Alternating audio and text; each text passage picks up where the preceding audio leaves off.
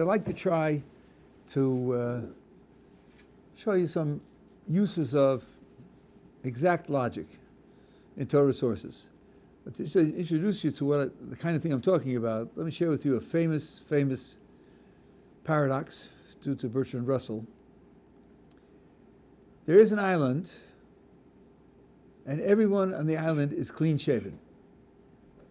And that's because some people shave themselves, and there's a barber on the island, and he shaves all and only the people who don't shave themselves. Nobody gets shaved twice by two different shavers. Okay? So that's the island, the barber, and the shaving practices on the island. Now, the question to be faced is, who shaves the barber?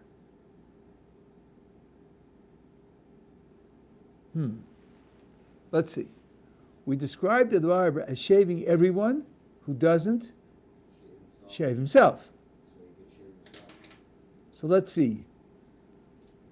If the barber shaves himself, then the barber's not supposed to do that, because the barber only shaves people who don't shave themselves.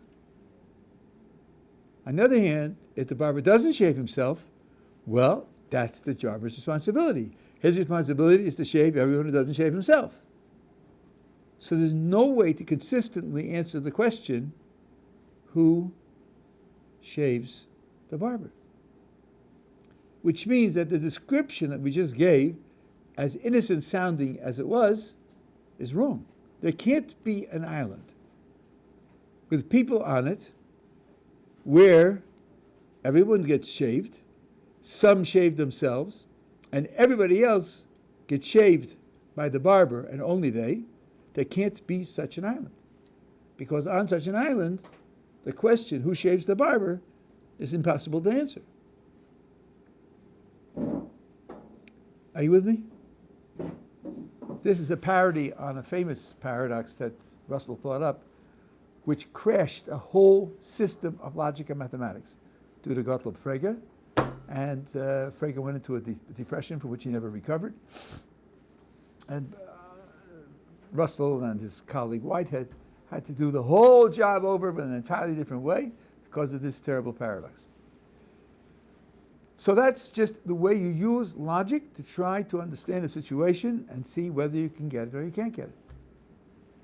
Now, there's a situation which is similar in being logically complicated and difficult in Jewish law. A divorce takes place when a man gives to his wife a certain document called a get. Usually, when he hands her the document and she receives it, the divorce is completed and they're divorced. However, like almost every transaction, it's possible to put conditions on the transaction. They could be serious conditions. This divorce should take effect unless I receive $1,000 a day for the next 10 days. That means if she wants to stay married to him, well then she should provide money. It could be foolish and trivial. This divorce takes effect unless it rains in the next 30 days. If it rains, it's all off. It's null and void. It is legally, a person has legal authority to put conditions on the get. Question arises when he puts the following condition. He says to her, this is your get, and the divorce takes place now, on condition that for the next 30 days, you don't be married to someone else. You don't be married to someone else. So if she simply goes at solitary for 30 days, then the get takes effect when he gave it to her 30 days before. We're not delaying the force of the get. The condition that she remain unmarried for 30 days is a condition as to whether it'll work or not. If she stays single for the next 30 days, So then that confirms the get that he gave her 30 days before, and she's divorced as of then. The question arises, suppose on day 15 she goes through a wedding ceremony. You will notice that I have changed my vocabulary. She goes through a wedding ceremony. The rabbi is there, and the band is there, and the flowers are there, and they stand under the chuppah, and he says to her, Hayat Mikudeshesli, B'tav Azu, K'tas Moshe Yisrael. He recites the formula, and he puts the ring on her finger, and the two witnesses are watching, and they see it all, right? What is her status after that? What is her status after that?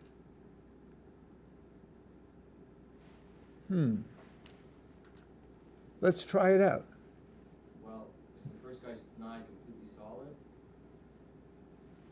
The condition that he made is a real condition on the get. That's right. So I'd say she's also to both of them, because it wasn't. She's. In the end, it's not a kosher thing.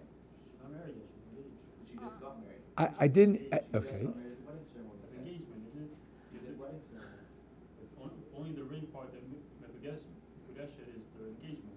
But you do that. No. That's what we call marriage. That's marriage. It's not. What we call engagement in English doesn't exist in Hebrew, or it's a free element which is not has no real force. When he puts the ring on her finger and says Hayat Mikudeshesli, then they're man and wife. If there's adultery, it's a death penalty. It's right. Going into the chuppah is for a certain monetary extra responsibilities and so forth and so on, but that's not what we call marriage. Is the handing over the ring. That's a marriage ceremony. So now you're describing the situation in a certain way, but it's not answering my question. My question was simply, who is she married to? Married to both of them. Well, but in Jewish law there is no such thing as a woman being married to two men. Yeah, because it's forbidden, but technically she's married. No. It's not that it's not permitted, it's that it's not possible. If she's married to one, she can't be married to a second man. The second attempted marriage will not accrue, will not work. So you're saying that second marriage ceremony that we did right now wouldn't fall through? Well, let's see. That's one of the things we have to consider. So here's one way to go about it. Let's take each possibility and work it through and see whether it works out that it's consistent. Let's say that after she's finishes the marriage ceremony on day 15, let's say that then she's married to the second guy. Now let's work out the consequences. Okay. Now she's married to the second guy, which means in the 30-day period she got married to somebody. Well, if in the 30-day period she got married to somebody, then the get that he gave her on day one is invalid. Because that was a condition on the get. It only works if she stays single for 30 days. So the get was invalid. Okay, but if the get was invalid, then the first marriage never stopped. So on day 15, when she walked under the chuppah with the next guy and took the ring, she was still married to the first guy. Which means that the ceremony on day 15 is a joke. It's like a married woman saying to somebody else, give me a ring. She can get the ring all right. She that's not a way of being married to him because she's married to the first guy. So if your conclusion is going to be that after the marriage ceremony of day 15, she's married to the second guy, it's going to turn out that she can't be married to the second guy. So then that's a wrong decision. Let's go through it again so we're sure we're on the same page. If you say she's married to the second guy, then that means that in the 30-day period she got married. If she got married in the 30-day period, she broke the condition on the get. The condition was, don't be married for 30 days. If she broke the condition on the get, then the get is no good. If the get is no good, then the first marriage was never ended. If the first marriage was never ended, then on day 15, she was married to the first guy. If on day 15 she's married to the first guy, when she accepts the ring to the second guy, that doesn't do anything. Doesn't make her married to the second guy. So if you start with the assumption she is married to the second guy, you end with the result that she isn't married to the second guy. Now that's not a disaster in logic. That just means you should say she isn't married to the second guy. Saying she is gets you to a contradiction, so you say the opposite, that she isn't. Okay, but now we have to try to think about the consequences of that side. Are we together so far for the first side? Okay, let's try the second side. Okay, so she's not married to the second guy. Not married to the second guy. Why is she not married to the second guy? Because she was still married to the first guy, right? Okay, so she's not married to the second guy, then, assuming nothing else happens in the 30 days, she has 30 days without being married to anybody else. If she has 30 days not being married to anybody else, then she has fulfilled the condition on the get. The condition was, it works only if you're not married for 30 days, and she was not married for 30 days. So she fulfilled the condition on the get. If she fulfilled the condition on the get, then the get is good. If the get is good, then the first marriage ended on day 1. Which means on day 15, she wasn't married to anybody. Which means that the ceremony she went through on day 15 does work. It does succeed. She does become married to the second guy. But then that means she's married to the second guy, which we just said wasn't true. So if you assume that she isn't married, it comes out that she is married. Is that half clear? I'll do it again. If you assume after the ceremony on day 15 that she isn't married to the second guy, that's the outcome. If she isn't married to the second guy, then the 30 days go by and she's not married to anybody. If the 30 days go by and she's not married to anybody, then the condition on the get is fulfilled. That was the condition. Don't be married to anybody for a month. If the condition is fulfilled, then the get is good. If the get is good, then the first marriage ends on day 1. First marriage ends on day 1, then on day 15, when she went through the ceremony, she wasn't married to anybody. So the ceremony is perfectly valid. And she will end up married to the second guy. So, to summarize the confusion that we have created here, if you say she is married to the second guy, you've got to conclude that she isn't. And if you say she isn't married, you've got to conclude that she is. And that's a disaster, because you can't say it either way. You can't say it either way. There's no way to I have to be careful of that. There's no fact of the matter as to who she's married to. There's no fact of the matter. Now what you said at the beginning becomes relevant. So what should she do? What should she do? She's got to get a new get from the first guy and a get from the second guy in order to marry anybody else, or anybody, either one of them. She's got to get freed from both of them in order to be able to marry anybody. Are we together so far? Is that just rabbinic? That's a nice question.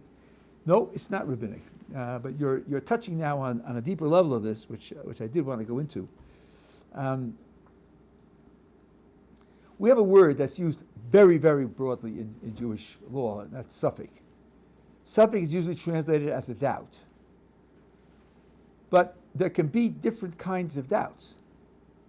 I'm telling you now, I heard from Rabbi Yeshivat Ohr Somayach 50 years ago. All of a sudden, 50 years ago. Usually, when you say that you have a doubt, it means you're missing information. I don't know what time the bus is coming. I'm not sure. I don't know what the weather's going to be next week. I'm not sure. Or, we have a law, and there's a controversy as to how the law should be interpreted, and I don't know what the correct interpretation is. So something I don't know, something which I could conceivably come to learn. That's one kind of a doubt. But there can be another kind of doubt where a thing has an inherently ambiguous status, and you know everything there is to know. There's no missing information. It just has an ambiguous status. That's what it is. And the laws in the two cases will be similar to one another. Because when I don't know, I have to make provision for both possibilities. When it is inherently ambiguous, I'll have to make provision for both possibilities. Not exactly the same, but it's the same kind of structure. I've got two possibilities, and I can't decide between them, either because of ignorance or because the law itself creates an ambiguous situation. So here are a couple of examples of this kind of idea of an ambiguous situation.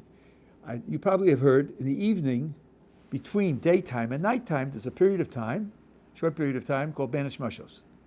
And it's usually described as Safek Yom and Safek Laila. It's a Safek, is it day or night?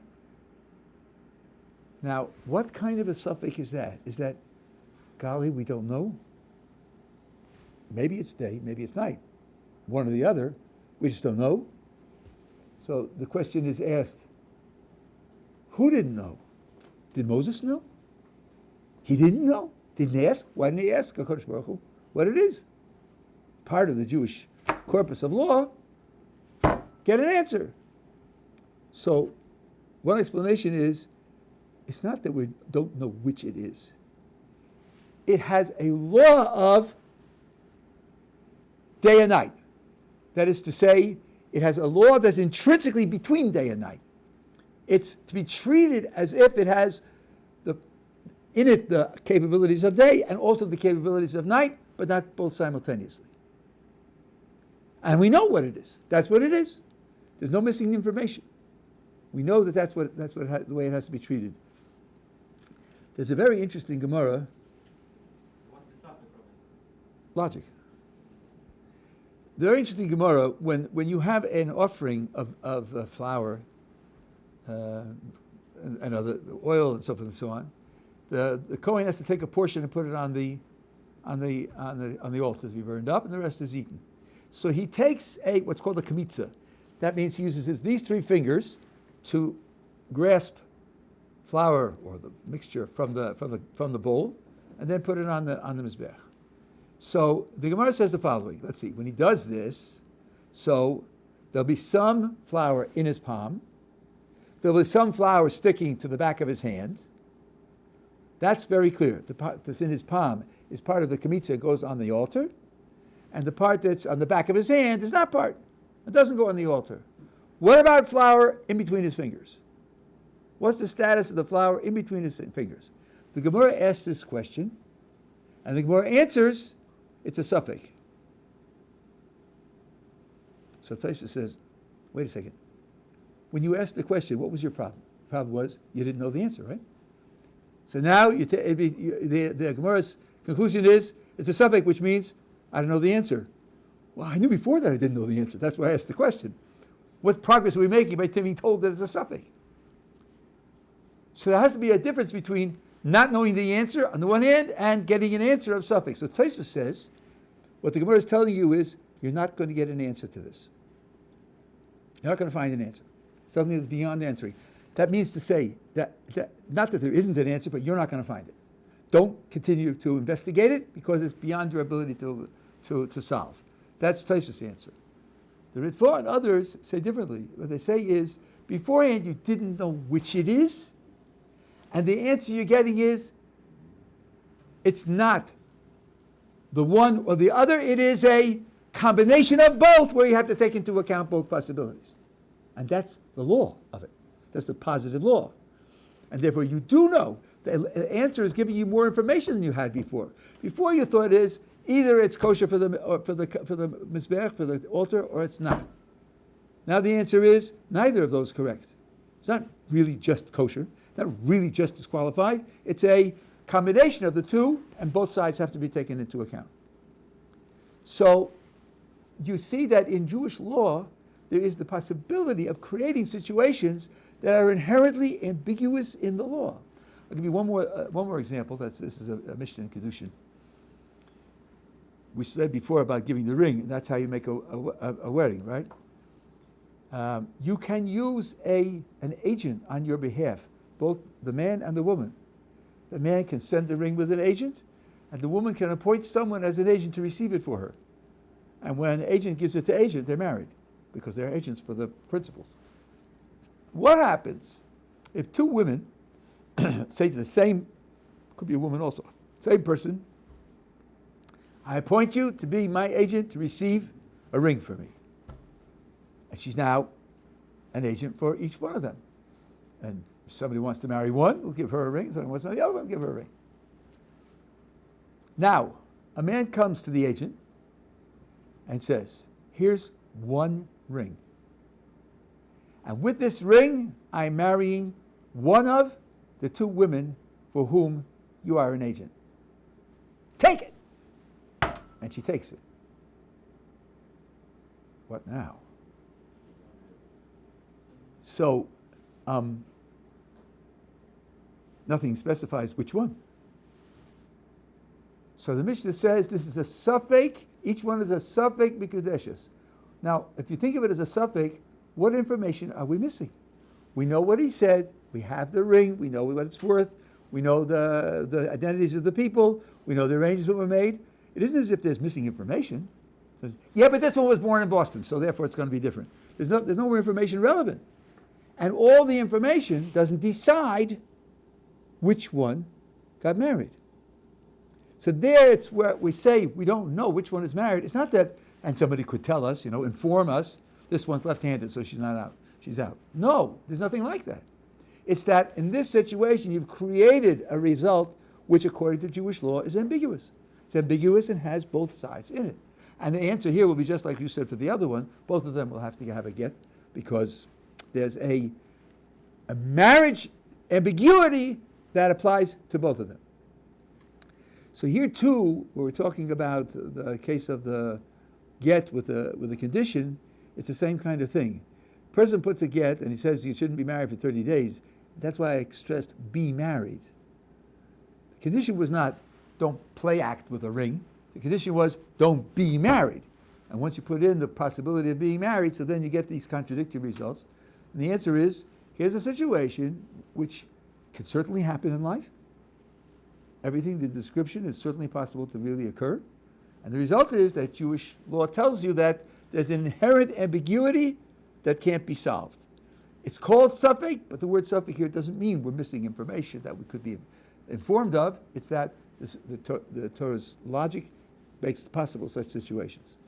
So this is, I think, first of all, it shows you the kind of intricacy that Jewish law can be subject to. And secondly, it shows you that the categories of logic are taken very seriously. I have an old shir, which maybe I'll give you someday, about the place of logic in Jewish practice. My understanding is that a great deal of Jewish practice requires trusting logic. If you couldn't trust logic, you couldn't do the mitzvos. So, but here's an example where it actually comes up in practical Jewish law. We got it so far? That's a question. Yeah. Well, since we know that night falls after Shoshak Chavim, after 3 stars, how does Ben Shmashis come into play when we have an halachic time set for night? Because there's a difference between the ending of day and the beginning of night. When Ben Shmashis starts, some say it starts at sunset, and some say 20 minutes after sunset, whatever it is, and then Ben Shmashis can then, so what's called day stops, and 13 and a half minutes later, night starts, and in between there's this period which is ambiguously day and night. And it's very interesting that you don't have anything like that in the morning. In the morning, there's an instantaneous changeover from night to day. Alos Shachar, it becomes day. There's no band of ambiguity there. Why that is exactly, I don't know. And having said that, I'll just give you a little reference point to think about. In the beginning of the 5 books of Moses, beginning of the Bible, it says, in the beginning, God created the heavens and the earth, according to one translation, and it says darkness was on the face of the deep, and God created light, and then he separated the light from the darkness. So we've got 3 stages, starting with darkness, then the creation of light, and then the separation of the light from the darkness. What's the middle stage?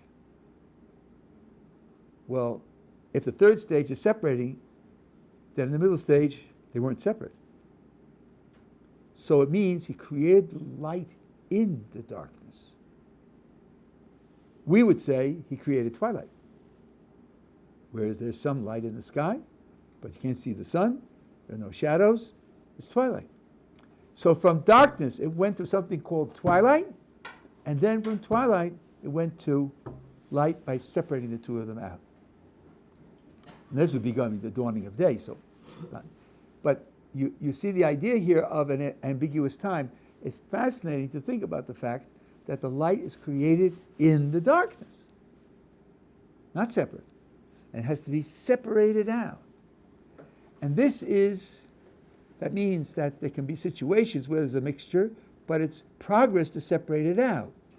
And then some want to say, when we talk about the tree of knowledge of good and evil, it's not the tree of knowledge of good, and knowledge of evil. No, it's a tree of knowledge of good and evil, mixed. And that's a deterioration, because the light and the darkness were separated. And they were in a situation where good and evil were separated from one another. They weren't mixed. And the tree was something which would return them to a situation of the mixture of good and evil. And that's why they shouldn't eat from it. Very important to be able to separate things out. Okay, that's a little background. Now I want to try with you another thought. Again, dealing with the idea of suffix. Some things are doubtful, because, as I say, usually because we don't have information. And other things are known with confidence. We know what the situation is. Now, there is a statement in the Talmud which says, Ein safek motzi midei vadai. And literally means safek doesn't take you out of a vadai. And I think when I first heard that, I thought, let's see, I've got two competing realities. One is doubtful and one is for sure. Obviously, the one that's for sure is stronger than the one that's doubtful. I have to choose between them. I have to choose what to do. And here I know for sure what's going to happen. Here it's only doubtful. Other things being equal, I'll choose the one that's for sure. Right? Yet, the statement in the Talmud is, the suffix can't take you out of the vadai. That's ways it can't take you out because the vadai is stronger. If that's what it means, it's sort of like saying two is bigger than one. Why would you say that? Why would you make a principle out of it? Well, let me give you an example of where this applies and see if we're understanding it correctly. There is food from which certain portions have to be separated in order to be able to eat it. Truma that goes to the Kohanim, and Meiser that goes to the Levim, and a second Meiser, and sometimes for the poor. There are certain things that have to be separated from it in order to be able to eat it. If it isn't separated, you're forbidden to eat it. It's called tevel, and the penalty is quite strict. Now, when the food is produced, nobody's touched it, so we know it needs to have the parts separated from it. Now, Reuven comes in from the field and he says, I found some food there and I took off the things that need to be taken off. I fixed it. You say, oh, how nice of you. Which ones? Which ones? It was 3 hours ago. Maybe the left side of the field or the right. I'm not sure. I know it was one of the baskets there, but I'm not sure. I don't know which one it is. So now you go out to the field, and there's 6 baskets, and he says he did one. Well, let's say he said 3 out of the 6, but I don't know which ones they are. So I look at each basket, and I say, golly, I don't know. Did he fix it? Didn't he fix it? What's the status of the basket? So I think normal logic would tell you, well, look, I don't know about this basket. If he fixed it, it's fixed, and it's ready to eat. If he didn't, he didn't. So, it's a suffix. I don't know whether it's ready to eat or not. But that's not the law. The law is, since it started out as vadai, definitely, absolutely unfixed, the fact that a process has taken place to create a doubt as to whether it has been in fact fixed or not doesn't budge it, doesn't move it. Safek can't take you out of Vadai. So it's as if nothing happened. You started with a Vadai that it can't be eaten. You applied a process to it and you don't know whether it happened or not. You can't disturb, you can't budge the Vadai that you can't eat it by a process that's only a Safek. Now let me ask you, is that logical or not?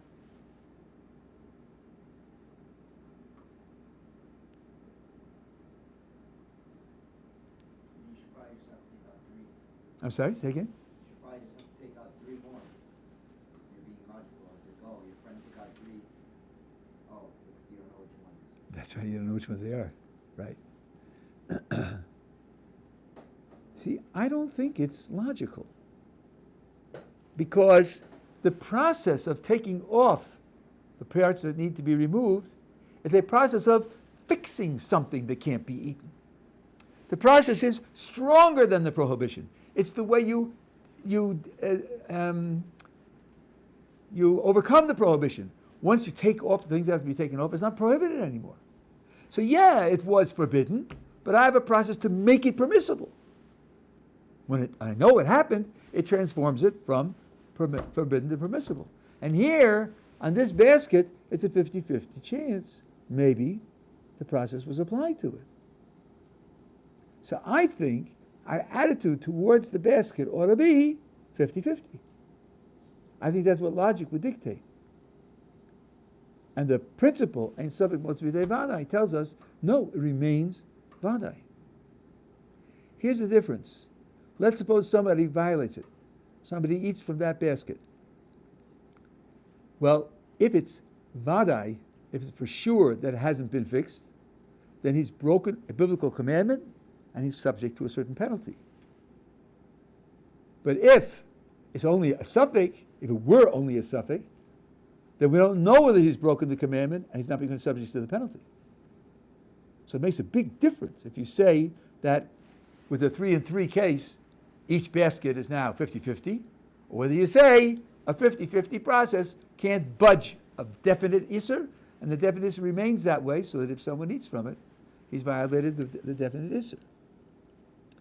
So now, here's the last question, which explains the point of the whole thing. If it isn't logical, why do we say it? What's the point of the rule if it's not logical?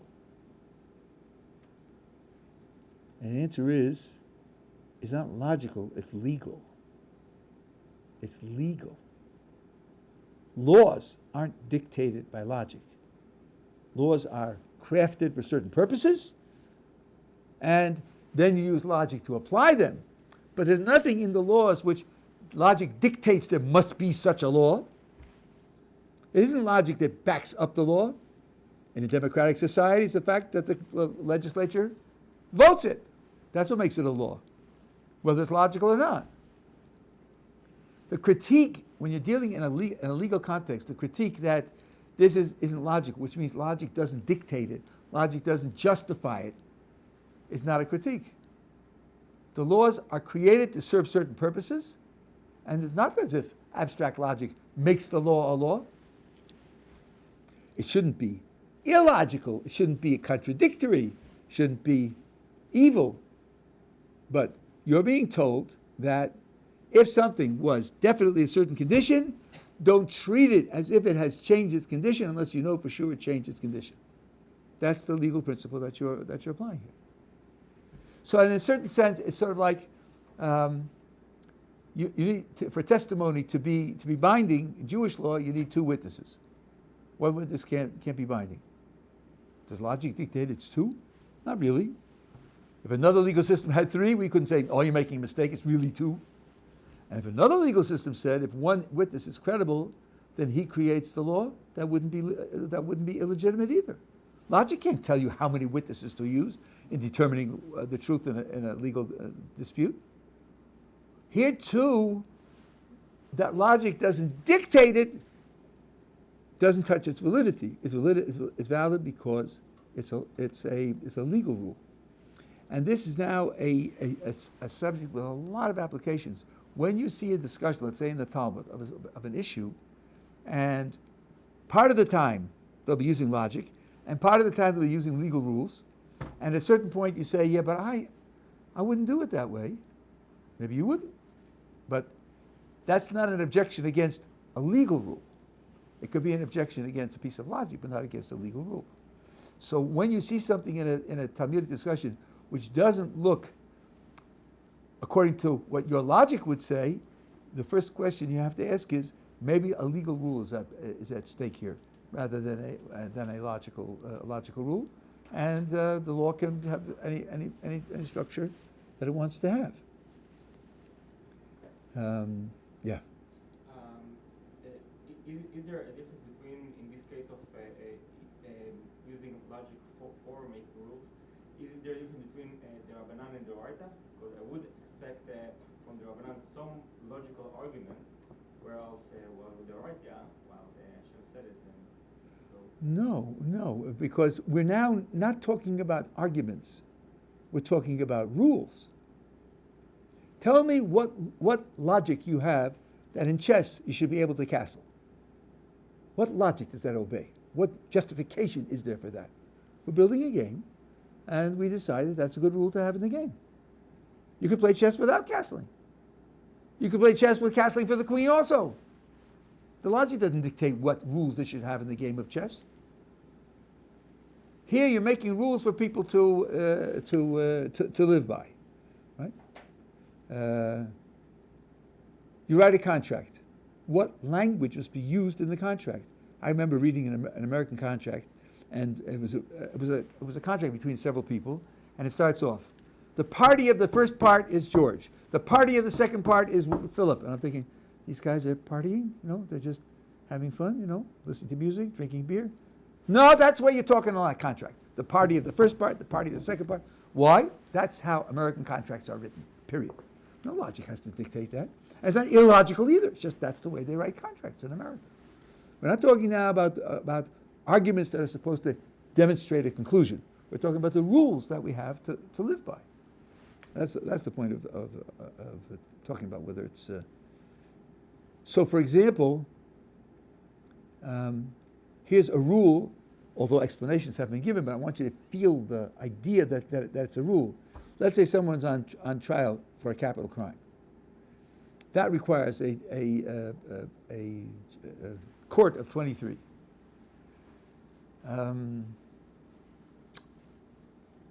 What kind of vote in the court will settle the case? Well, 23 divides into 11 and 12. If 12 say he's innocent and 11 say he's guilty, then of course he's going to be innocent. If 12 say he's guilty and 11 say he's innocent, he will not be guilty. A majority of 1 cannot convict. It has to be a majority of 2. If it's 23, it'll have to be a majority of 3. Why? That's the rule that we're given. You don't convict someone in a capital case by a majority of only 1. And here's another rule. If all 23 vote to convict, then he goes free. All 23. That means the case is open and shut. Obvious. No, but our rules don't work that way. Our rules say if all 23 vote that way, then he goes free. There's no logic here that says that's right or that's wrong, it should be or shouldn't be. You'd like to have an explanation, but no one can prove that something's going wrong here. One explanation for the idea that if all 23 say that he's guilty, he goes free, is because it almost never happens in life that there are no ambiguities, no subtleties, no competing considerations. A capital crime in Jewish law requires a lot of conditions to be met, and that 23 people should all see it in exactly the same way that he should be guilty, means that there was something not appropriate in the discussion. There's something not appropriate in the independence of the thinking of the people. We have a law in in capital cases. In the court of 23, you have the witnesses present their evidence, and you have other legal things to put it on the table, and then becomes a discussion. The discussion of what the conclusion should be. And the rule in a capital case is you start from the least scholar, and then you go up the line to the last scholar last. Why do you do that? Because people are affected by other people's opinions. And he's the biggest scholar. Let's say I'm a newcomer on the court. I only came in last week, and Ruvain has been there for 24 years. And he's a well-known, nationally famous scholar. If he speaks first, and I thought differently, I may be affected by that and say, I don't care, that's what I thought, but Ruvain's so much greater than I am. Probably what I'm saying is wrong, may even be stupid. So the procedure is don't think that way. Don't think that way. The way in which a decision is arrived at in a court is by everyone speaking honestly his opinion. So let the least one go first. Let him speak first. Then he's on record that's. Of course, you could change your mind, but he's on record that was his opinion. Then you go around the whole ring. Right? Now, logic would say, I asked this of myself, of Rabbi Meisel. Logic would say, why shouldn't he be affected? It's very likely that if the least scholar disagrees with the greatest scholar, that he's wrong.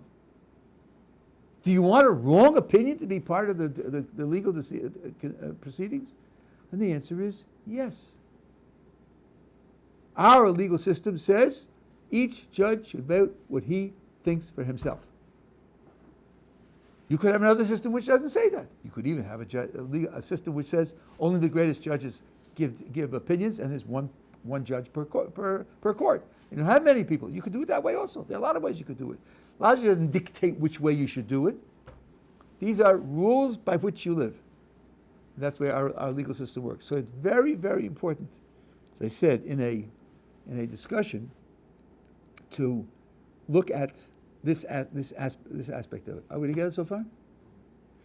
Okay, I'll give you one last example. I'm learning Shulchan Aruch now, in the halachas of Eid Echad Ne'eman B'Yisur.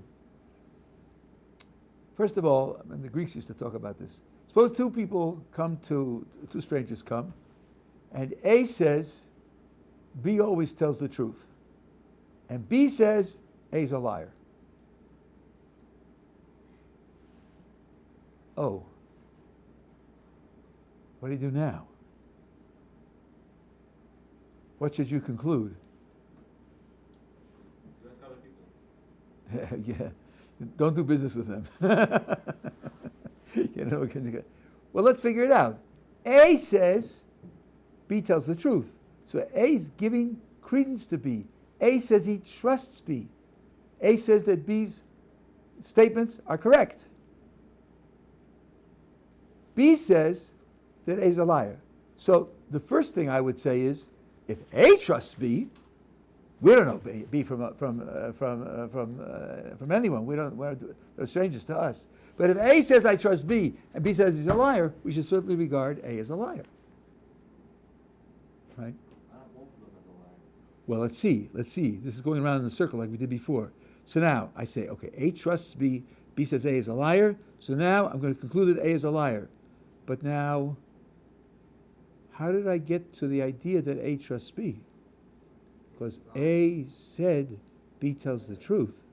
If you've now concluded that A is a liar, then you don't trust that B tells the truth. Because you only trusted B because A said so. And now you've disqualified A as a liar. So again, you're left with a situation where you can't draw any conclusions at all. Now here it's very easy. I don't trust either of you. Goodbye. Go away. I'm not interested in you. But it's the same idea, because you're using the one to play off on the other. So there's a case that we just studied, my Chavrusa and I. It was a question of manufacturing a product. And when you manufacture it, it could be kosher or it could be treif. A says, I gave it to B, and he took care of it, and he gave it back to me, and he told me that he fixed it and made sure that it was all kosher. That's what A says. Then B shows up. B says, sorry. A's misrepresenting the case. I fixed it all right. I fixed part of it and not the other part of it. When I gave it to him, I told him part is fixed and part isn't fixed. What to do now? What should we do? What should the court do in deciding whether the material is fixed or isn't fixed? So there's a lot of discussion of it. There are a lot of different opinions, but one opinion works like this. A says B told him. Why does A care what B told him? Why does A, what's the relationship with A and B? That A's certification of his product is because B told him. Obviously, A trusts B. Obviously, A has confidence in B. He made it up to B to fix it, and he's using what he says B told him as his basis. So now, when B says A's got it wrong, I didn't say that, I said something else, we could say to A, look, we are following you. You trusted him. Now, he says part of it is treif.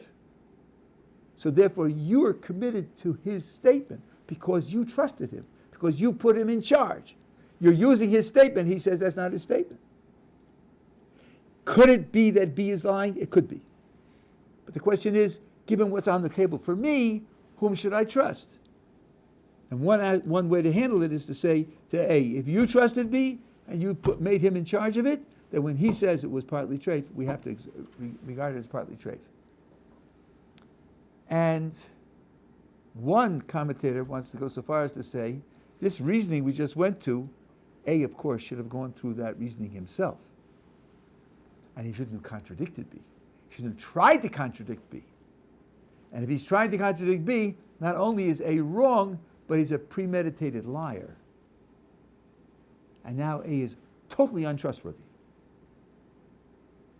And then, according to that opinion, all the material, all of the food becomes unusable.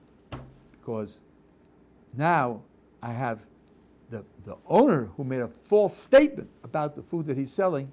At that point he's disqualified. He's no ne'emanos, no trustworthiness at all, and he loses out.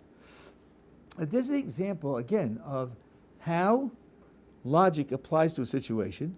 Here is a question of they made statements, who has credibility? And here you're really applying pure logic and determining who should have credibility. This is examples of how Jewish law is analyzed and Jewish law is applied. And this is one of the examples of the general rule that I mentioned to you before, that the Torah trusts human logic. If the Torah didn't trust human logic, all of the argumentation that we have in understanding the laws and defining the laws and applying the laws wouldn't be trustworthy. We have a very voluminous and very complex and subtle body of laws. Because Baruch Hu said, here's how I want you to live. If we're not supposed to trust the results of human logic, we would never be able to follow the charge to live according to this set of laws. So since the Torah embodies such a legal system, it comes out that we are required to trust what logic delivers to us. That doesn't mean our logic is infallible. We do make mistakes. When people analyze things logically, they sometimes come to opposite conclusions, and they have to argue them out. But to have a blanket distrust of human logic, the divine is the divine, and the human is the human, and there is an infinite gulf between them. And the human can't understand anything about the divine. The divine is off limits and so forth and so on. Since the Torah is God's Torah, and He gave it to us, one can't take that attitude that everything beyond, everything in the Torah and everything is something which human logic can't understand. The Torah is full of God's self-descriptions. He describes Himself in various ways. He gave us that Torah with those descriptions in it. We're supposed to understand them. Maybe not perfectly, maybe there'll be ambiguities, but it can't be just off limits. He didn't give us a book for us to look at the book and say, I don't know what it means, to memorize the syllables without any meanings. That's not why He gave the book. He gave the book to communicate to us. But that means that we have to accept the general trustworthiness of human logic, even when it applies to descriptions of what HaKadosh Baruch Hu does and how he does it, and so forth, and things like that. It has to be trustworthy.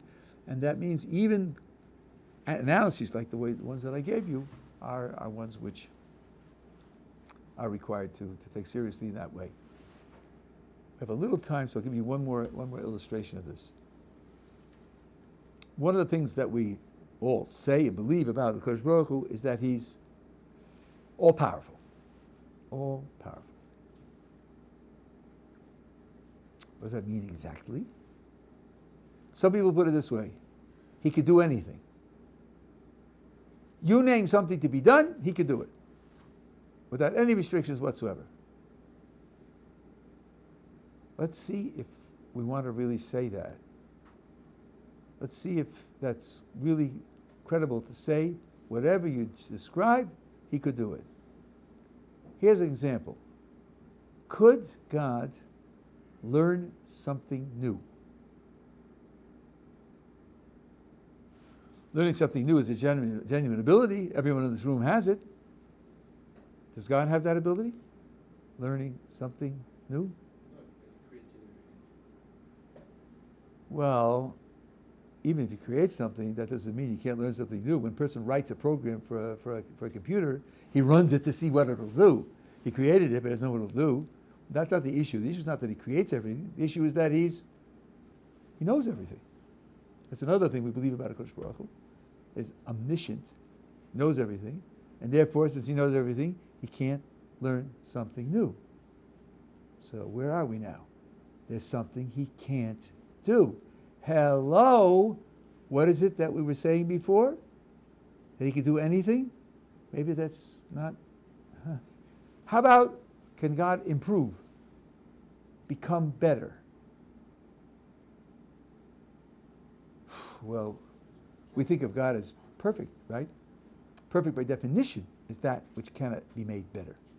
It's at the top of the list. So I guess there's another thing which he can't do. And there may be more. I think there are more. What's the lesson here? Well, partially the lesson is that you have a conflict between God's being perfect on the one hand and his being able to do everything on the other hand, and we are far more committed to God's perfection than to he can do everything. And then what we have to say is he can do everything that a perfect being should be able to do, but he can't do things which only imperfect beings can do. Only imperfect beings can learn something new, because not knowing everything already is an imperfection. Only imperfect beings can improve, because they're not perfect. He doesn't have the abilities that imperfect things have, because he's perfect. Now, I've taught this many, many times. As I'm teaching it to you, I'm thinking there's maybe say, explanatory way to put this. Where did we start from? We started from all-powerful.